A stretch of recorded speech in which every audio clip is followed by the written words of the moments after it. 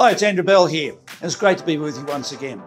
Well, interest rates were put on hold yet again last week, but there's increasing conversation about rising interest rates. Now, I do not believe anyone thinks for a minute that official interest rates are likely to go any lower, and if they were to do so, it'd be quite an alarming statement about our economy. The Reserve Bank is holding in reserve lower interest rates for only emergency situations. We all also know that the four major banks and many of the second-tier banks have already started to put their interest rates up independent of the Reserve Bank settings. We are getting increased questions, certainly amongst buyers, about what the landscape looks like for the next year or more.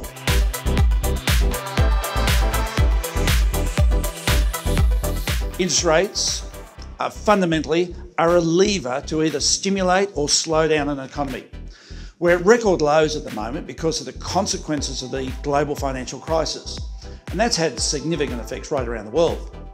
They are down at these historically low settings to try and stimulate the economy and particularly generate more jobs to get the unemployment rate lower.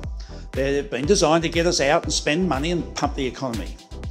What would make the Reserve Bank want to increase interest rates is inflation getting to the upper level of their comfort zone. And their comfort zone is inflation between 2 and 3%. Well, for the first time in quite some time, inflation has ticked up. Prior to that, it's been dropping for quite some time in this low growth economy. But as well, I think we all know that the cost of living has been rising, particularly around energy costs.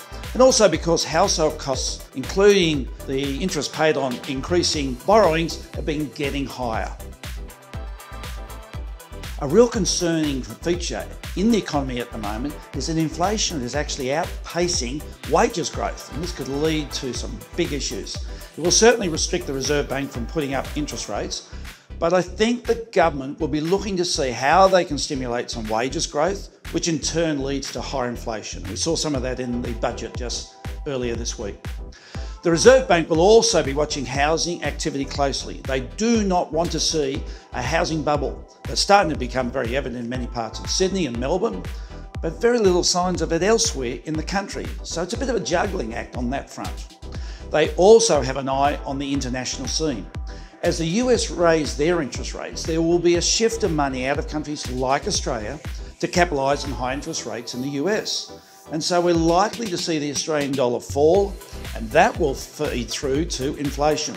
This is likely to put some upward pressure on interest rates a little further down the track.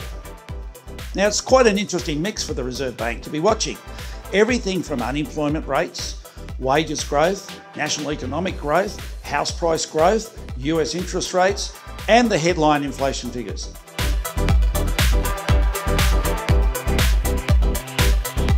It certainly says to me that rates will not be falling unless there's a significant slowdown in the Australian economy, or there's been perhaps signs of rising unemployment, or a massive economic jolt probably triggered from overseas. The most likely scenario is that we will continue in the pattern we are at present, with interest rates on hold for the foreseeable future.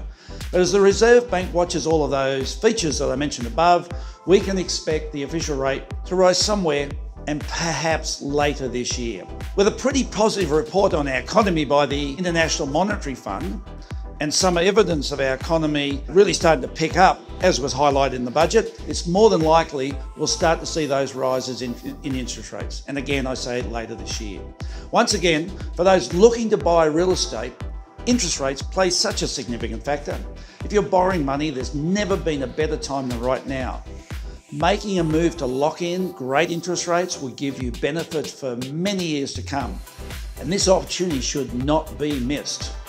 Well, I hope that might be of some benefit to you when you're thinking about interest rates. I'm going to have a close look at all of the budget announcements earlier this week, and of course, I'll make sure I get back to you with any perhaps learnings that come out of that we should study more closely. Well, I'll look forward to catching up with you in a fortnight's time. Stay safe till then.